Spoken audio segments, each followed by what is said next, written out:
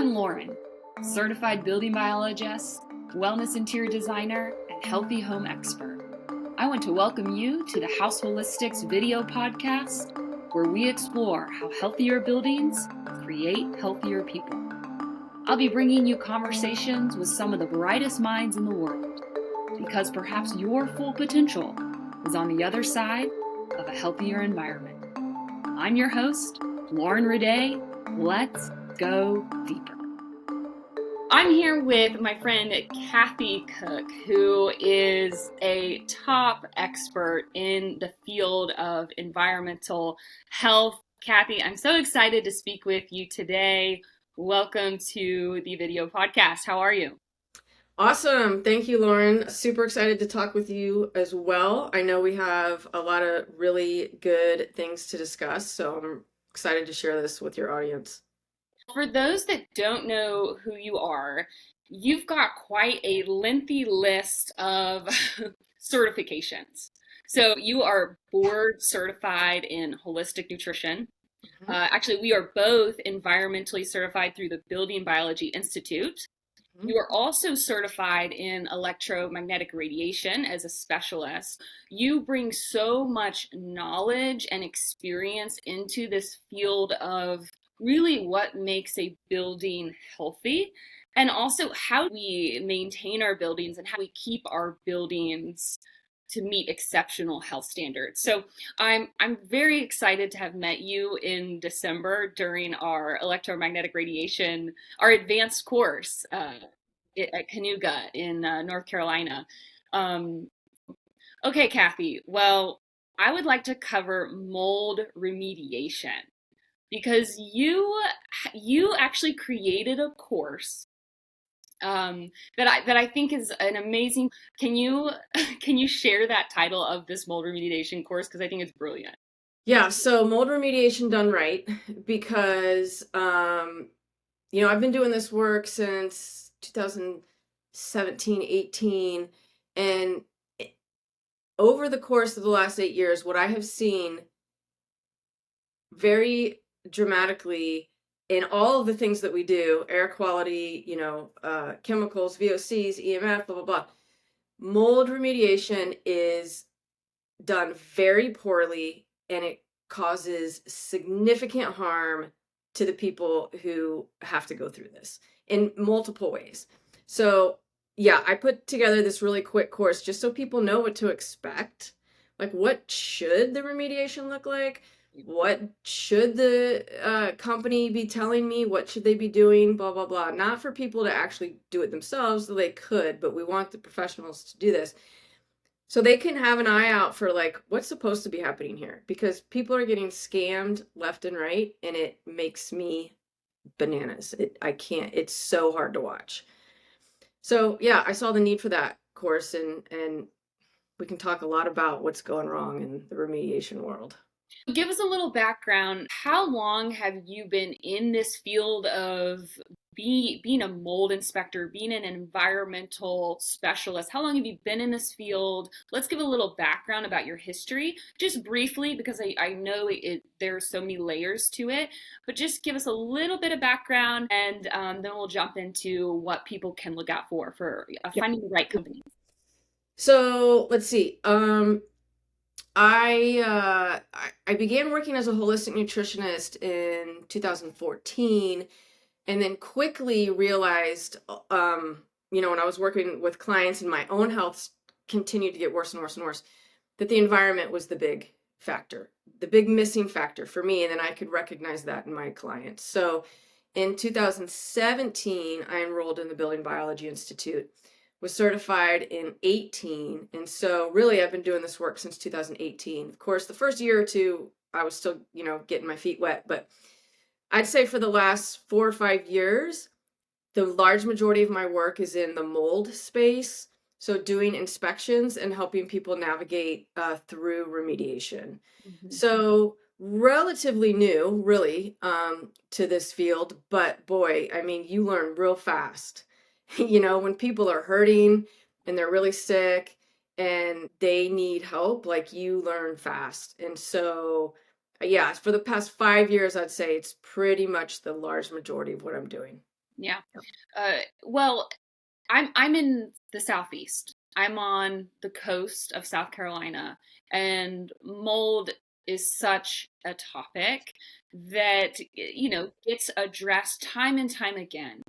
And because you and I are both trained through the Building Biology Institute, we are essentially specialists in, well, let me say it this way. We see things very differently, and our standards are that much higher, I think, than some other companies or other folks, especially when it comes to mold. And so if someone finds mold, Cathy, what are you finding? What do they typically do?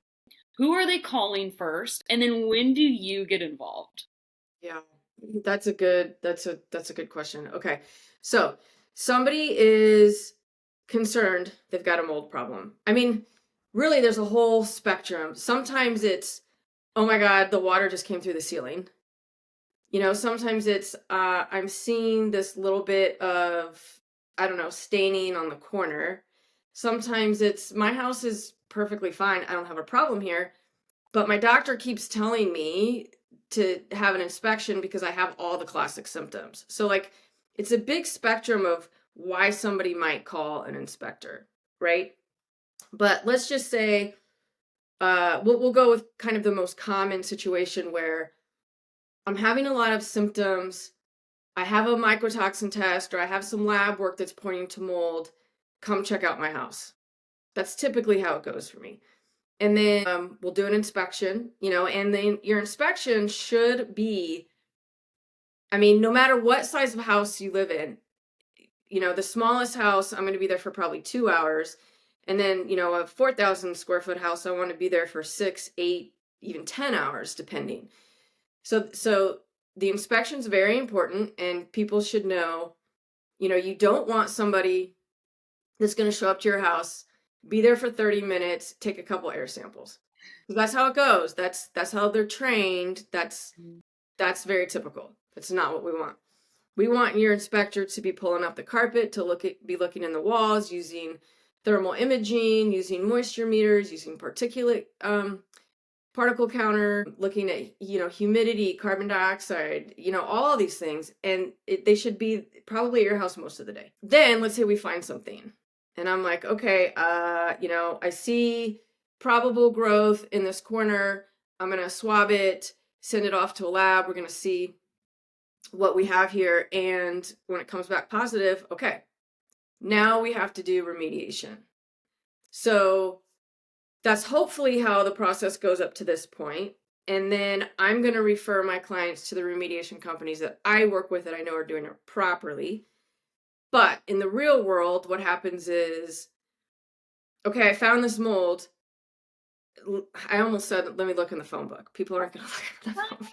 We're old Let me look souls. in the phone book. I know, right? Dating myself. Let me look online and find a remediation company. So they call up A1 remediation company, and then they come out and they're like, okay, you've got mold.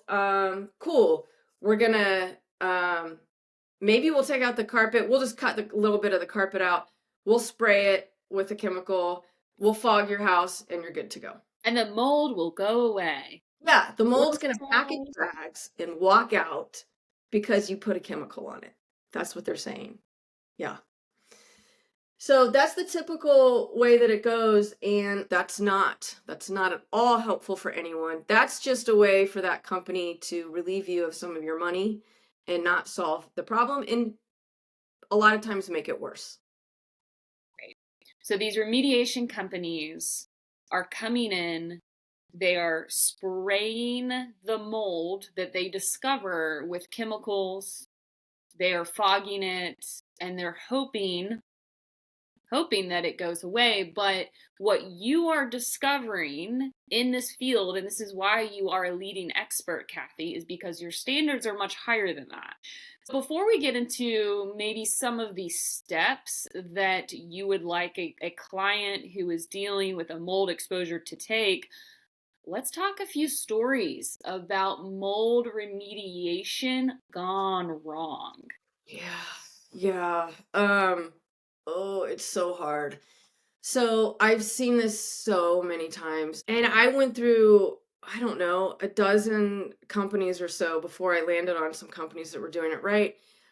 So one client that comes to mind, I did an inspection for them, gosh, it was probably maybe 4 years ago now. They had obvious issues. I mean, there was a shower on the second level and it was coming through the floor below.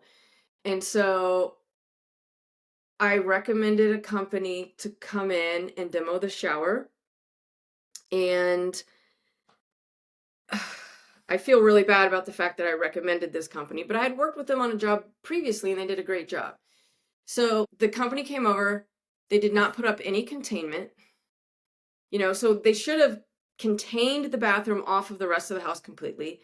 They did not. They took off the shower door and proceeded to carry it out the house, down the stairs, out the house, with water dripping off of the door everywhere they went. So going through the entire house with the carpet, dripping mold and water and bacteria laden category 3 water throughout the house. And the clients got super, super sick. And I'm like, I mean, there's no way you can justify that, because mold remediation 101 is, let's put up containment, let's put down some mats on the floors so that we don't contaminate it, we bag everything up. Like, it's so grossly fraudulent, and yeah, the family got sick from that. So that was a real heartbreaker. I've got another story where this one actually turned out well, but it was a real battle. So I had a very sick client, and she lived in a 2-story house, and in her bedroom on the upper level, there was a lot of water getting in through the window because it wasn't flashed properly. So the remediation company came out, they put up containment, awesome. By the time I got there, the containment had fallen on both corners, so it was barely hanging, which is so common, barely hanging up. So there might as well have been no containment. And they told me that they were all done. I'm inspecting it. I'm looking at the studs on the wall, and I could barely see a little bit of darkness, like behind the stud that was against the sheathing, the wall sheathing. And I'm like, I don't feel good about that. Like, there's something behind the stud. And the remediation company said, nope, we got it all. We're not going any further. It's a stud that's supporting the window. We can't do anything about it. And I pressed them, and they're like, we cannot cut that out. And I'm like, there's mold behind there. I'm sure of it. Long story short, the client has a good friend who is a contractor, came over and said, that's not okay. And he got out his tools and cut it out right then. Sure enough, it was black behind those 2 studs, completely black, significant mold. And the remediation company wasn't going to do anything about it. I mean, they wouldn't. And the client essentially did it themselves. And so that's my biggest fear, is that in those kinds of circumstances, the client doesn't know. They don't know that these studs need to be removed. But the remediation company says, we're all done. So if you don't have a third party person, independent, coming over to check it, that would have remained there. The client would have still been sick. She never would have recovered, because they left a whole, I don't know, square foot of black mold there. And she spent tens of thousands of dollars on this and wouldn't have gotten healthy. So that stuff happens all the time, all the time. And it's a real shame, because people are spending a whole lot of money and they're not getting the results they think they are. So, do you think that is a lack of training, education, or awareness from the remediation side of this industry? partially, yes. Partially, it is definitely a lack of awareness. Partially, it is financially based. So there is a saying in the remediation industry, mold is gold. And they know this, and they say this because they know, there's so much fear, understandably, rightly so, around mold, and these companies will prey on people who are sick and who have fear, and they take advantage of them. Not all of them. By no stretch am I saying that all remediation companies are bad. Definitely not. There are some. There are some bad players, and I know some of them personally. They say things about me. They hate me, like that. This is how I know about it because people tell me. Because I come in behind them and I'm like, you guys, you missed this whole thing. Like, all of this insulation in the attic has mold on it. Your whole job is to remove it. And they're like, well, that doesn't matter. That doesn't cause anybody a problem. I'm like, why do you do your job? Why are you in this industry? If you think that mold is not harmful, why do you do your job? They do it because they know they can make money. But on the other hand, there are very well-meaning people who do this job, and to your point, they are not well educated. They don't know the medical standards that need to happen for sensitive people. They have not done the research on what the standards actually say, what they actually mean, and they haven't kept up to date with the latest research showing us, what the medically sensitive, the medically important remediation should be. So a little bit of both. Can you share a little bit more about the updated research? Yeah, so I am very fortunate to be in the building biology community, so I have learned from the greats, John Banta, who is a building biologist. I've learned quite a bit from him. He has helped us out significantly through that. Michael Schrantz, Larry Schwartz, Bill Weber, some of these, Dr. Richie Shoemaker. Stephen Collette.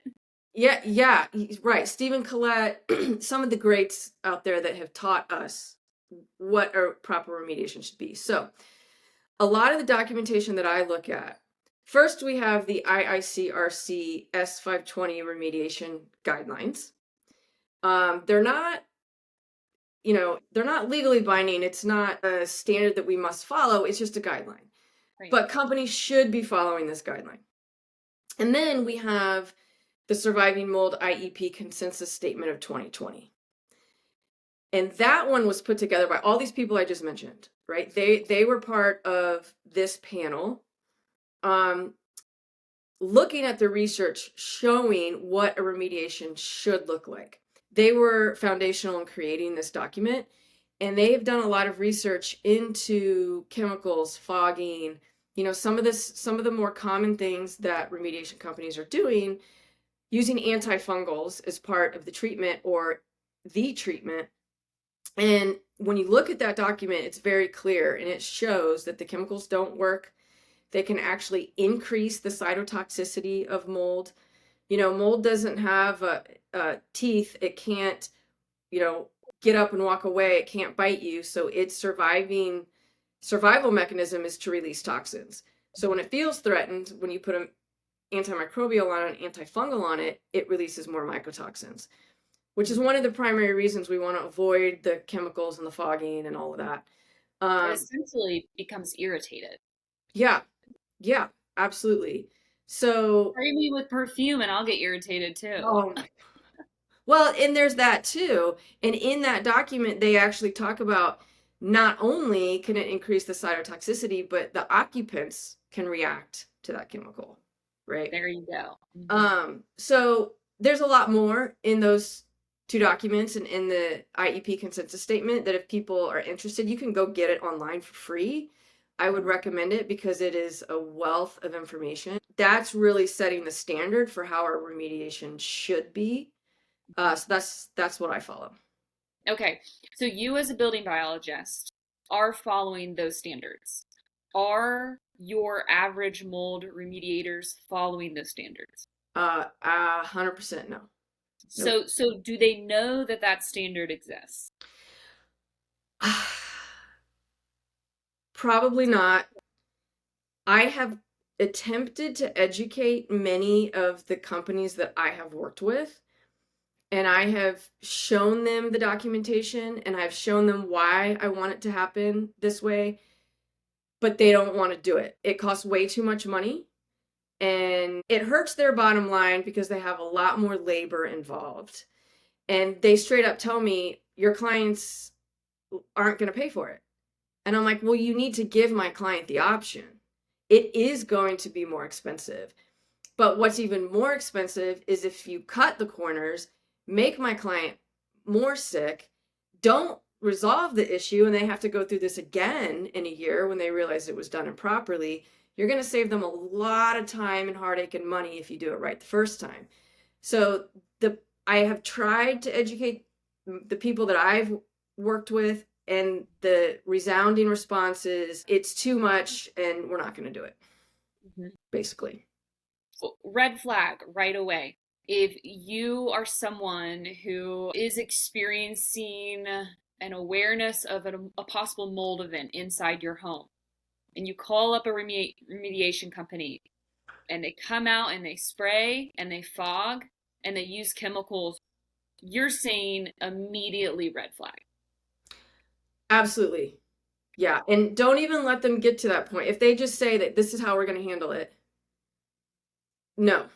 And if there's a company that's like, we don't, there's a nationwide company, I think they're nationwide, that strictly uses non-invasive remediation. So they claim. They say they're going to come in and fog. And I've had doctors refer this company. We're just going to come in and fog. We don't have to cut anything open. It's awesome. We have all this literature that shows that, the mold is gone, which is silly because it's not. Right. So we're just going to come in and fog.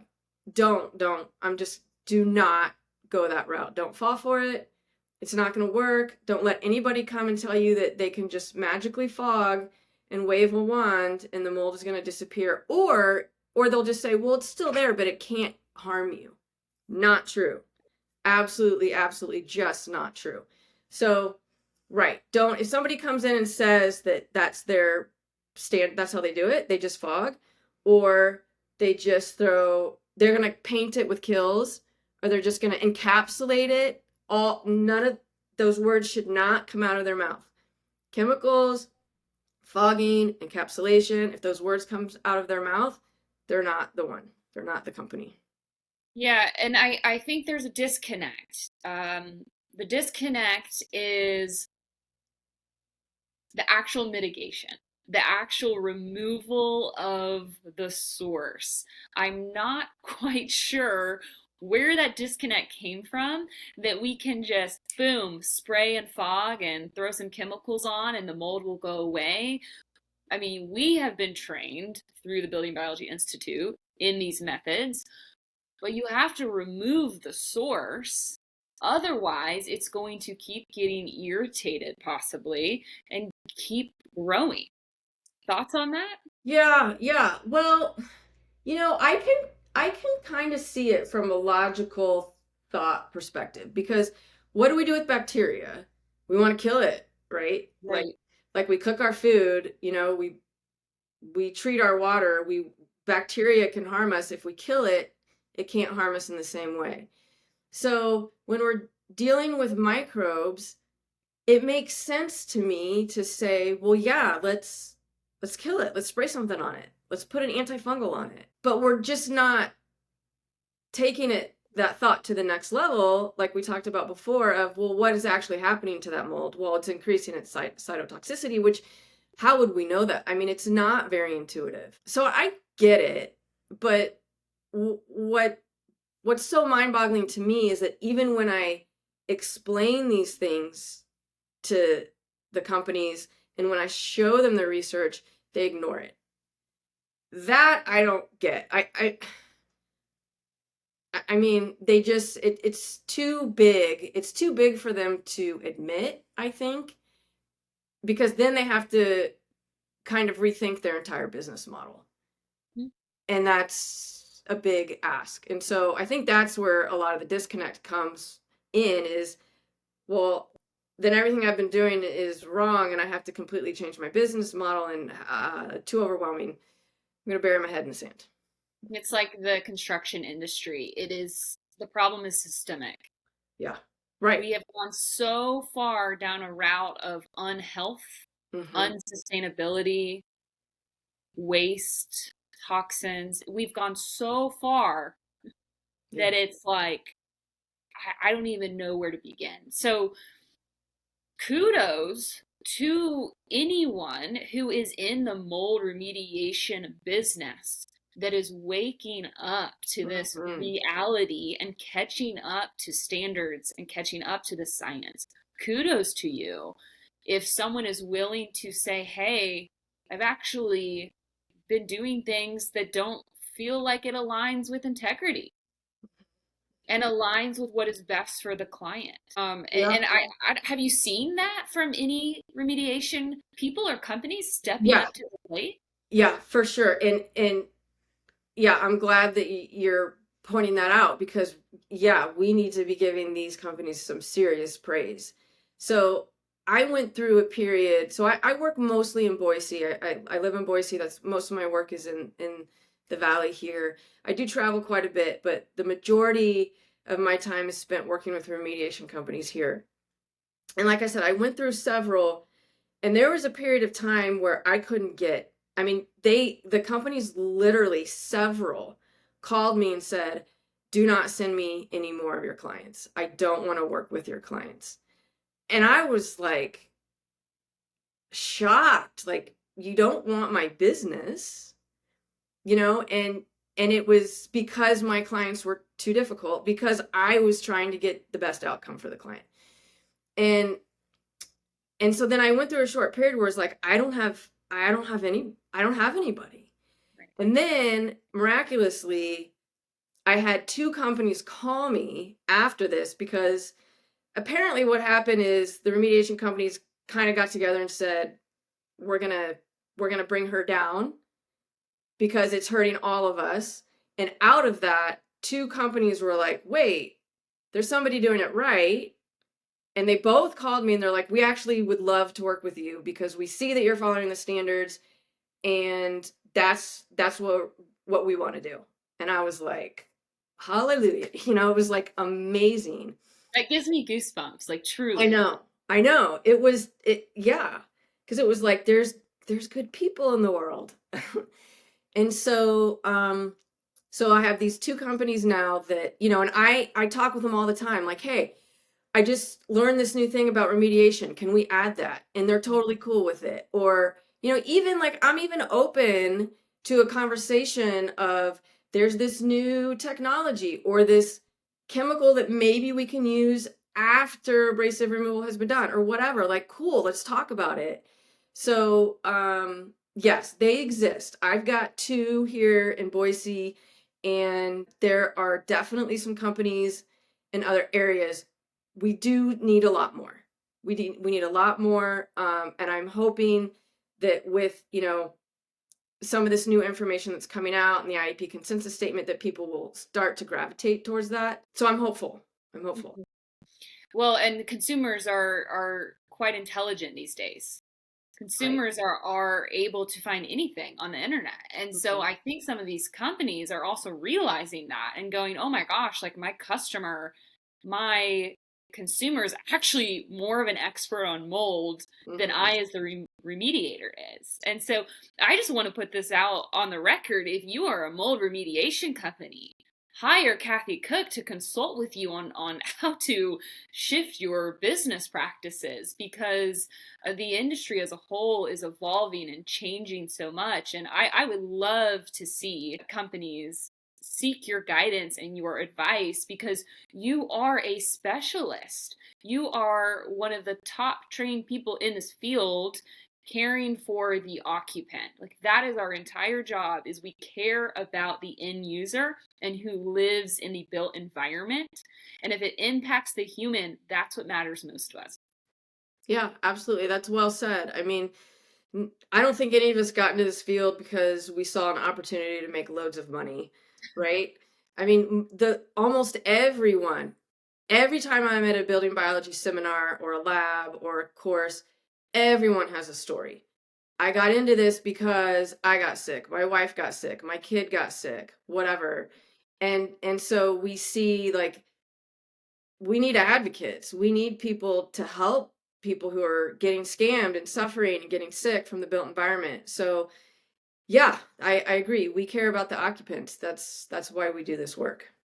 Yeah. Okay, so someone has a potential mold source in a home. Can you give a few maybe tips, maybe some guidance?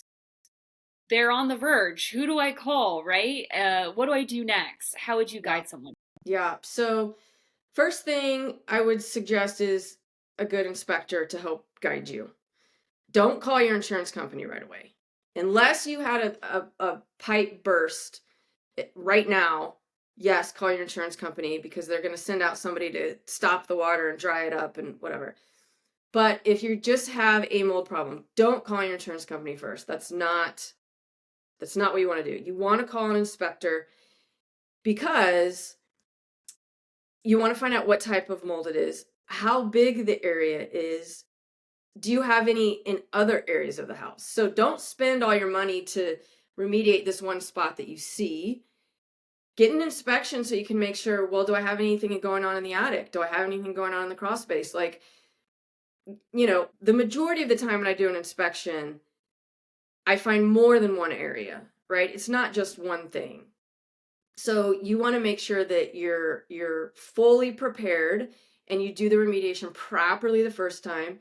So get an inspection so the inspector or the IEP, the indoor environmental professional, can identify everything in your house and then guide you through, okay, this is what we're going to do next. From there, when we figure out what's going on, then I like to call in the remediation companies, get some bids, see what their proposal is, see how they're going to treat it. Then we might call the insurance company if you're going to go through insurance, because insurance companies, once you have all of those factors in place and you've got documentation of the water damage, you have some bids from the remediation company, at that point the insurance company is going to be much more likely to be involved or approved a claim because you've done most of the work, you've got documentation. They can't send out their guys who are going to say, no, it's not there. And they're going to be more likely to go with the remediation company that you have already had bids from because it's less work for them. And, part of the work is already completed. And another tip, when you are calling your insurance company, you don't say, I have a mold problem. You don't say, hey, I've got all this mold in the wall that needs to be fixed. You do say, I've got water damage. I have water damage that has been identified by an inspector and a remediation company, and we need to fix the water damage because they're much more likely to fix water instead of mold. So that's kind of the process that I would like to see. And then the IEP or the inspector that you're working with can help guide you. Do I need to move out of the house? Do I need to go somewhere else? Is it that bad? Can I stay in the house? Do I need to maybe contain that room? Do I need to take everything out of that room? Like there's a lot of variables that are going to happen at that point, and the inspector should help guide you at the proper way to handle it from that point forward. Yeah, and that's what you specialize in, helping the client know what to do with their stuff, knowing what to do with the next step. Because it can be so overwhelming. I mean, and I always say, like, mold is the one thing that not only can destroy your health, but your relationships, your finances, everything you own. I mean, it's not just I got sick.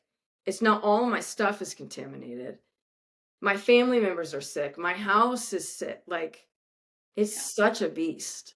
Yeah. And the limbic system is on high alert for anything else that could possibly be of danger as Yeah. well. And so part of what you do so beautifully is some of this nervous system regulation work that comes alongside of this of, hey, these things are fixable. Hey, you're okay. We're going to figure out the problem. We're going to find solutions. And that's because you put people first, Cathy. It's because you care about people.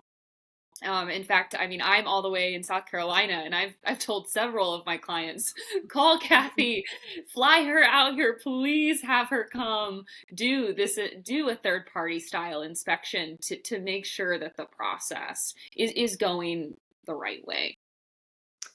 Yeah, and thank you for the referrals. That's awesome. I am glad that there are so many people going through our training so that we've got more people around the country. Because I know that there's not a lot of us, but there's a lot more than there used to be. And thankfully, the Building Biology Institute has more and more students all the time. So it points to the real need for educated people in this space. That's right. So, in a few sentences or less, why do most mold remediations fail?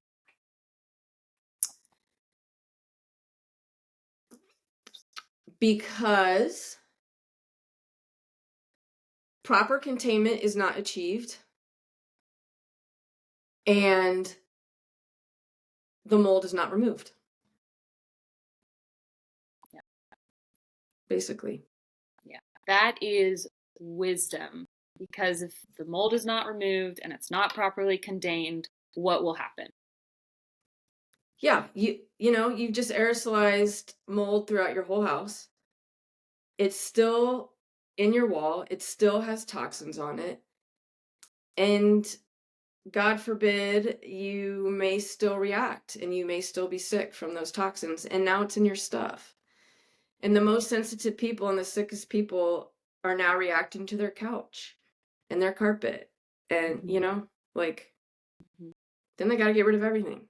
That Mhm. sucks. Yeah. Are there any other stories that you can think of successful times when you have come in and maybe seen a remediation gone wrong, but you've kind of helped guide the client to another solution? Some success stories. Yeah, I have one that sticks with me pretty heavily. So I had a client, oh gosh, maybe a year ago call me, and she was having so many symptoms, nosebleeds, migraines, chronic fatigue for years. And I was all set to inspect her house. And then she actually called me the day before. She's like, you know what? There's not mold in my house. Like, I'm going to cancel it. I don't think we need it. And somehow I talked her in to doing the inspection. I don't know how, because people cancel all the time, for whatever reason. It gets overwhelming. The cost is too much or whatever. But with this woman, I talked her into it. And I'm like, let me just come take a look. Thank God she agreed to it, because um, I got down into her crawl space. The entire, I would say a quarter, no, half of the crawl space had severe water damage on the perimeter wall. And then when I looked up into the master bathroom, I could see white, painted. The subfloor was painted white.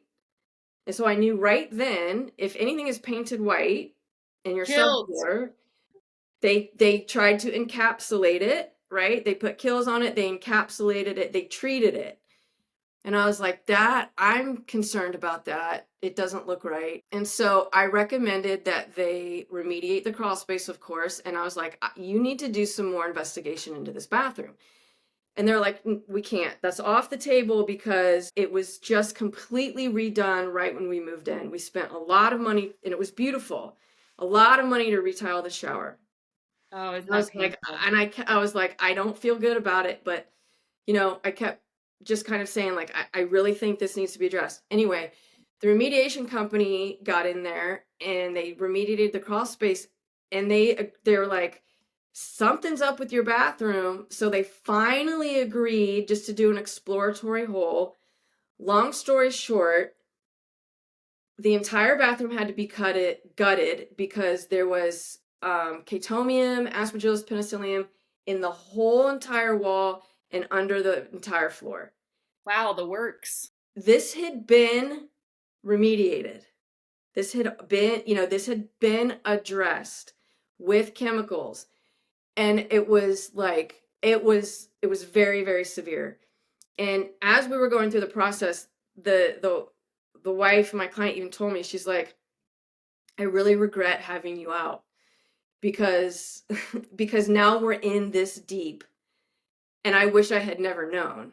And she was because it was so overwhelming, and I was like, just stick with me, like we're gonna get it fixed for you, you know. And then about a month after the remediation was done, she was like, I'm not getting nosebleeds anymore, I'm not getting migraines anymore, I'm feeling 90% better, you know. So it was full circle. It was overwhelming, it hurt, it was devastating, it was a lot of trauma, but at the end of the day, she's like, thank God. You know, she's like, I'm so grateful. I'm so grateful for you. I'm so grateful for the remediation company. I feel so much better. I have my life back. So that kind of story is so rewarding. And that's why we do this job. So I'm grateful to you for asking about a success story. There are a lot of success stories, Yeah. and we need to hear more about them. And so I'm just so grateful to be in this field with you, to know that there are brilliant people like yourself leading the charge on this. And so again, I'm just going to say, if you are a remediation company, please call Cathy Cooke and actually consult with her, because this whole industry is changing, and the end user, the occupant, is what matters the most. So Cathy, thank you so much for your time. It was an absolute pleasure to be with you. You are brilliant, you are funny, and you are wicked smart. So is there anything else you'd like to leave us today? I mean, I'm ready to end it on that note. No, no, Lauren, thank you so much for also being in this field, doing this work, helping to spread this message. It's so important, and I'm really grateful that you had me on, and we can help. We can help so many people with spreading this important information. So thank you. You are so welcome, and maybe we can have you on again to talk about some more success stories as they come in. Yes. Yay. All right. Thanks, Cathy.